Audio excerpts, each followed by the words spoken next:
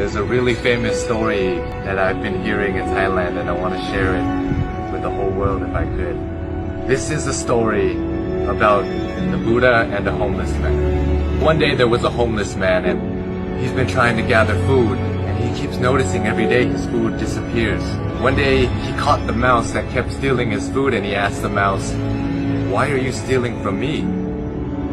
I'm a homeless man. You can steal from richer people than me and it won't have any effect on them." The mouse then told the homeless man, "It's in your destiny that you can only have 8 items in your possession. No matter how much you beg, no matter how much you gather, this is all you'll be able to have." The homeless man was shocked and said, "Why is that my destiny?" And the mouse said, "I don't know. You should try and ask the Buddha." So the homeless man goes on his journey to go find the Buddha, and as he's going, it gets late, so he ends up at a wealthy family's house, and he asks if he could stay the night. They let him in, and they ask him, "Young man, why are you traveling so late?" And he answered, "I have a question for the Buddha, and tomorrow I'll be on my way." The family then says, "Can we give you a question to ask the Buddha? We have a 16-year-old daughter who can't speak. We just want to ask, what do we have to do to make her speak?" So the homeless man thanks them for shelter and tells them, "Of course, I'll ask your question for you." So the next morning he goes and continues his journey and sees a sea of mountains that he has to cross. He climbs up one mountain and he meets a wizard. And the wizard decides to use his staff to take the young man and himself, fly them across the sea of mountains. And the wizard asks the young man, "Where are you going? Why are you deciding to cross these mountains?" And the young man said, "I'm going to ask the Buddha a question about my destiny." The wizard then says, "Can I please give you a question to ask the Buddha? I've been trying to go to heaven for 1,000 years. According to my teachings, I should be able to go to heaven now. Can you please ask the Buddha, what do I have to do to get to heaven?" "Of course, I'll ask your question for you." And as he continues on his journey, he runs into his last obstacle, which is a river that he cannot cross. Luckily, he meets a giant turtle who decides to take him across the river. And as they're crossing the river, the turtle asks, "Where are you going?" "I'm going to see the Buddha. I'm going to ask him a question about my destiny."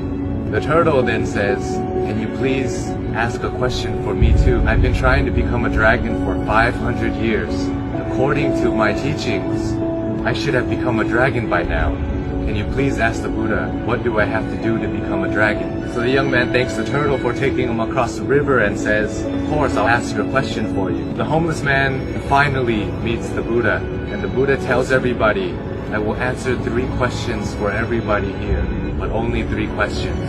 And the young man is shocked. He has 4 questions to ask. So he thinks carefully. He thinks about the turtle. The turtle's been living for 500 years trying to become a dragon. The wizard has been living for 1,000 years trying to get to heaven.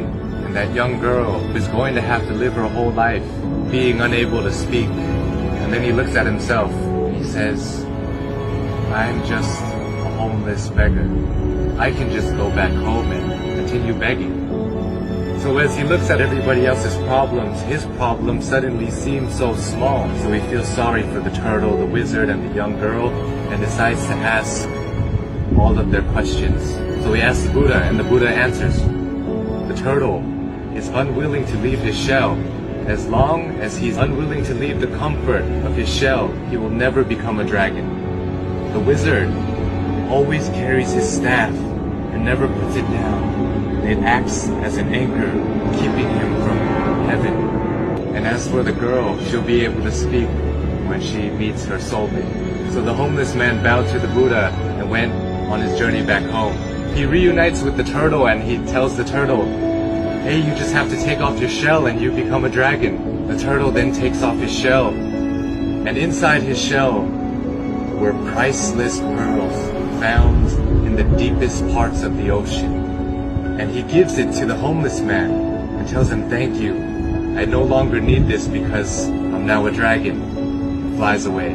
The homeless man reunites with the wizard on the top of a mountain and says, "Hey, you just have to put down your staff, then you'll be able to go to heaven." The wizard lets go of his staff by giving it to the young man, says thank you, and ascends to heaven. The young man now has wealth from the turtle and power from the wizard. He goes back to the family that gave him shelter, and he tells them that Buddha said, your daughter will be able to speak when she meets her soulmate. And at that moment, the daughter came downstairs and said, hey, is that the man that was here last week? The young girl and the once homeless man have found their soulmate. This story tells us so many things, so many lessons, but for me, I think that sometimes we have to give things in order to get some things. Sometimes if we want to become a dragon, we want to become a lion, we have to be willing to leave behind what makes us most comfortable, what makes us feel most safe. We have to leave our comfort zone, just like the turtle did. And in order to find true love, we must become somebody who is willing to put others before ourselves. When you're alone and when you're lost in your thoughts, sometimes your problems seem so big, and it may seem like it's the end of the world, but if we look at other people's lives, other people who don't have as much opportunity as us and who have it worse than us, sometimes it makes our problems seem so much smaller. And if we're willing to lend a hand to those who are struggling more than us, willing to help them, it may change the course of your life, your destiny, and the universe may repay you in such a way that you never would have imagined. It will come back to you. All the good that you do in the world will come back to you. If you're going through hard times right now, I hope this story helped.